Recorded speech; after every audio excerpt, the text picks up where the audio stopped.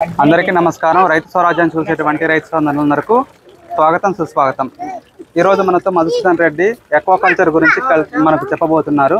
ఈ రైతు ఎక్వాకల్చరే కాకుండా మనకు హనీబీ పెంపకం, హనీబీలు ఎలా పెంచుతారు, ఒక ఆదర్శ రైతుగా రైతులందరికీ ఇతను తెలియజేస్తున్నారు. సార్, మీరు ఎక్వాకల్చర్ కల్టివేషన్ చేస్తున్నారు కదా, దీంట్లో ఒడిదుడుకులు ఏమైనా ఉంటే వాటి గురించి మా కోసం వివరించండి. తప్పకుండా అండి. అందరికీ నమస్కారం అండి. నా పేరు మధుసూదన్ రెడ్డి కిన్నెరసాని. నేను గత 15 సంవత్సరాలుగా ఈ చేపల పెంపకాన్ని చేస్తున్నాను. నేను వీటిని ఫస్ట్ మొదలు పెట్టినప్పుడు ఎన్నో ఒడిదుడుకులు ఎదుర్కొన్నానండి. వాటి గురించి అంటే చెప్పేవాళ్ళు లేక, ఇవన్నీ లేక చాలా ఒడిదుడుకులు ఎదుర్కొన్నాను.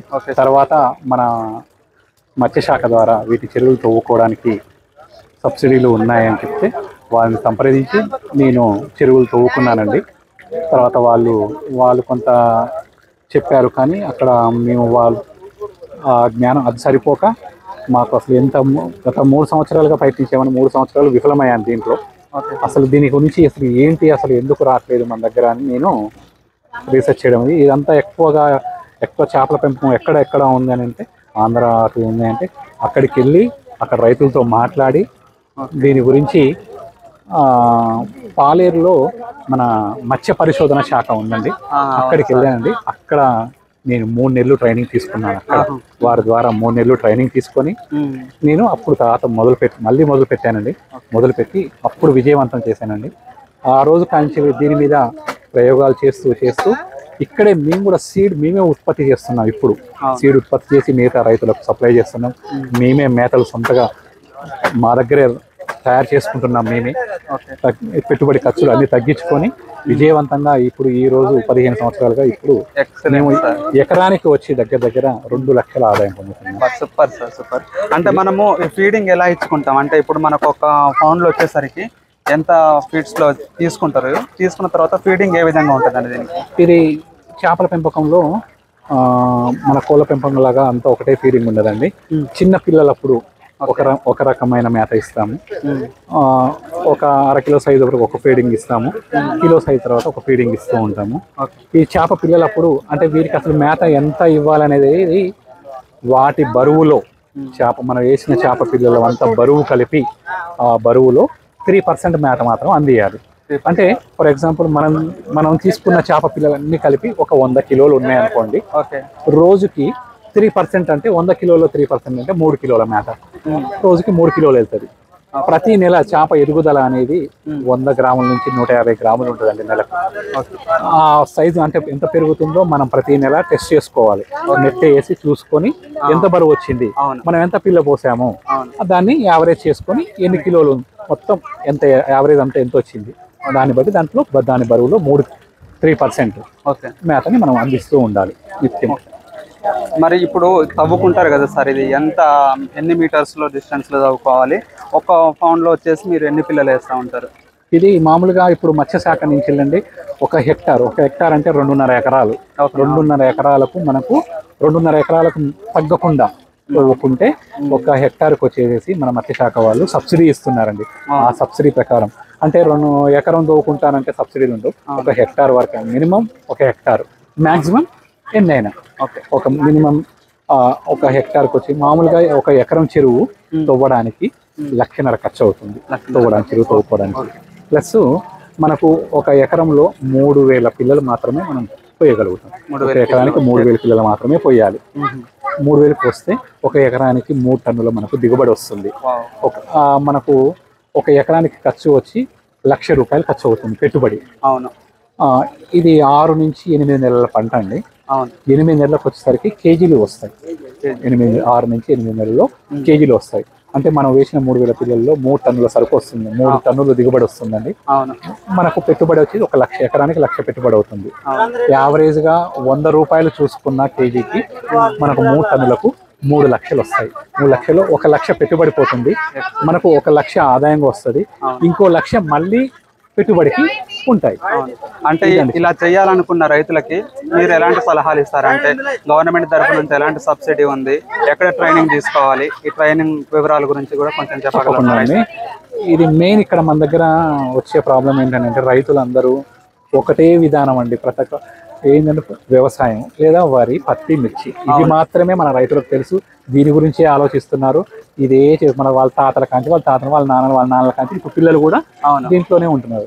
ఇది కాకుండా కొత్త దాన్ని చూడాలి. మన గవర్నమెంట్ ఇప్పుడు ముఖ్యంగా చూసుకుంటే ఈ చేపల పెంపకంలో మనకు గవర్నమెంట్ చాలా ప్రోత్సహిస్తుంది. ఎన్నో సబ్సిడీలు ఉన్నాయి, ఎంతో ప్రోత్సహిస్తుంది. పిల్లలు ఫ్రీగా ఇస్తారు, అన్నీ ఉంటుంది. వాళ్ళు దీన్ని ఉపయోగించుకొని వ్యవసాయంలో 1 ఎకరానికి అంత కష్టపడి కూలను చేస్తే 20,000 నుంచి 25,000 మాత్రమే ఆదాయం వస్తుంది. మీరు ఎంత లెక్క చూసుకుని అన్ని చూసుకున్నా 20,000 నుంచి 25,000 వస్తుంది. అదే 1 ఎకరం చేపల చెరువులో 6 నుంచి 8 అంటే ఒక పంటకు ₹1,00,000 ఆదాయం మిగులుతుంది. ఇది నేను అది రైతులకు అందరికి చెప్పే అవగాహన లేక తెలుసుకోక ఒకే విధానం పోతున్నారు. కొత్త ఎన్నో ఉన్నాయి, అన్ని తెలుసుకొని వీటిలోకి దిగి చూడమని నేను చెప్తున్నాను. దీంట్లో చేప చెరువులో ఇంకా లాభం ఏంటంటే పెట్టుబడి తక్కువ, రిస్క్ తక్కువ, మ్యాన్ పవర్ తక్కువ. మెయిన్ మరి ఇక్కడ ఉన్న పరిస్థితి మిగతా వ్యవసాయానికంటే మిగతా పంటలకు కూలీల ప్రాబ్లం చాలా కొరతగా ఉంది. ఇప్పుడు కూలీలు కూడా అవసరం లేదు. 5 దగ్గర ఒక రైతు వచ్చి 10 ఎకరాలు ఒక్కడే చేసుకోగలుగుతాడు. దీనికి ఏం లేదు, చాలా దీనికి రోజు చేయాల్సిన పని ఏంటంటే మేత వేయడం మాత్రమే. మేత వేయడానికి ఒక రోజుకి 1 గంట కేటాయించి చూసుకుంటే.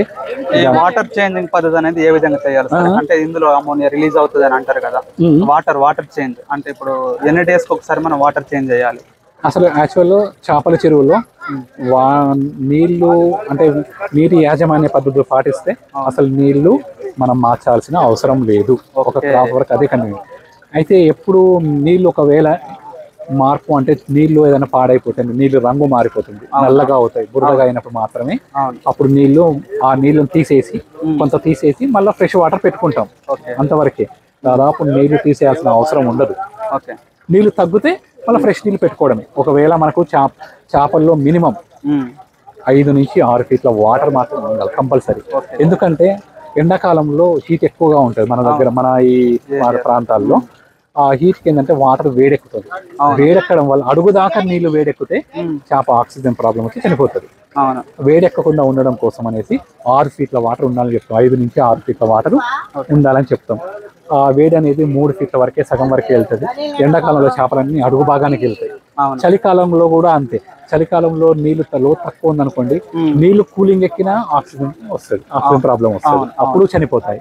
అందుకని 5 నుంచి 6 ఫీట్ల వాటర్ ఉండాలని అంతే. కూలింగ్ అయినప్పుడు కూడా 3 ఫీట్ల వరకే కూలింగ్ అవుతుంది. చలికాలంలో ఎక్కువ చేపలన్నీ నీళ్ళు పై భాగంలో ఉంటాయి వేడి కోసం, కింద వాటర్ అంతా బాగా కూల్ అవుతుంది. ఎండాకాలంలో చేపలన్నీ అడుగు బాగా వెళ్తుంది, పైన వాటర్ అంతా వేడెక్కుతుంది. ఇది అందుకనేసి 5 నుంచి 6 అడుగుల వాటర్ కంపల్సరీ ఉండాలి. నీళ్లు మార్చాల్సిన అవసరం లేదు. నీళ్లు తగ్గితే పెట్టుకోవచ్చు. ఒకవేళ ఎట్టి పరిస్థితులు నీళ్లు పాడాయి, నీళ్లు రంగు మారింది అనుకుంటే, అంటే నీళ్లు నల్లగా అయ్యి మురుగుడు వాసన వస్తూ ఉంటే నీళ్ళను తగ్గించేసేసి, అంటే ఇప్పుడు మనకు 5 ఫీట్ల వాటర్ అనుకున్నాం కదా, 3 ఫీట్ల వాటర్ తగ్గించేసేసి మళ్ళా ఫ్రెష్ వాటర్ పెట్టుకోవాలి. అంతవరకే.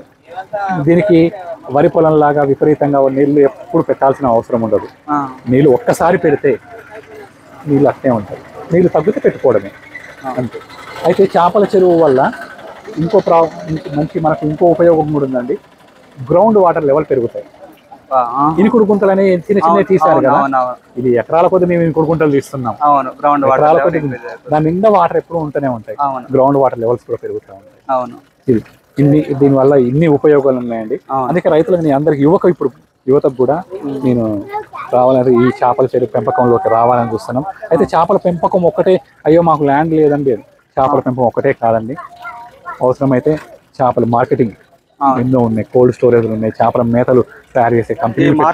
ఈ మార్కెటింగ్ విధానం ఎట్లా అండి? మరి ఇప్పుడు మనం రైతులకి మనం సజెషన్ ఇచ్చి పెంచిన తర్వాత మార్కెటింగ్ చేయడంలో కూడా ఇబ్బంది పడుతూ ఉంటాం. అవును, మార్కెటింగ్ పెద్ద టాస్క్. దీన్ని ఎలా చేస్తున్నారు? నేను ఇక్కడ మనకు మిగతా పంటలాగా అంటే పత్తి, వరి, మిర్చి లాగా ఒకేసారి కొయ్యాలి, ఒకేసారి పంట చేతికి వస్తుంది, ఒకేసారి అమ్మాలి. నేను చేపల చెరువుకి ఒకేసారి అమ్మాల్సిన అవసరం లేదు. రోజు ప్రతి ఆదివారం మన చెరువు మీ దగ్గరే కూర్చొని మనమే క్లీన్ చేసి, మనుషులు పెట్టుకొని క్లీన్ చేసి అమ్మొచ్చు. చెరువు దగ్గర మనమే క్లీన్ చేసి అమ్మితే కేజీ 150 రూపాయల దాకా పోతుంది.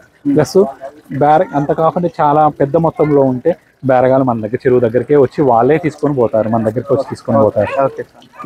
ప్లస్ ఇది కాకుండా మన గవర్నమెంట్ PMGRY ద్వారా లైవ్ ఫిష్ చేయడానికి కోసం వెహికల్స్ కూడా ఇస్తున్నారు. ఆ లైవ్ ఫిష్ వెహికల్ ద్వారా తీసుకెళ్లి సిటీలోకి దగ్గర ఉన్న సిటీలోకి తీసుకెళ్లి అక్కడే బతుకున్న చేపను లైవ్ గవర్నమెంట్ ఫుల్ సపోర్టెడ్ ఉంది. ఇన్ని ఉన్నాయండి సోర్సెస్. అందుకని నేను యువతకు ఇదే చెప్తున్నాను, దీంట్లోకి రావాలని. Okay, thank you so much sir. Madhusudan Reddy గారు కిన్నెర సానిత్ అనేది చేపల పెంపకం గురించి వివరించారు. ఇది ఈ విధంగా సాగు చేసుకున్నట్లయితే కనుక రైతులు మరిన్ని లాభాలు పొందే అవకాశం ఉందంటున్నారు. చూశారు కదా, థ్యాంక్ యూ, నమస్తే.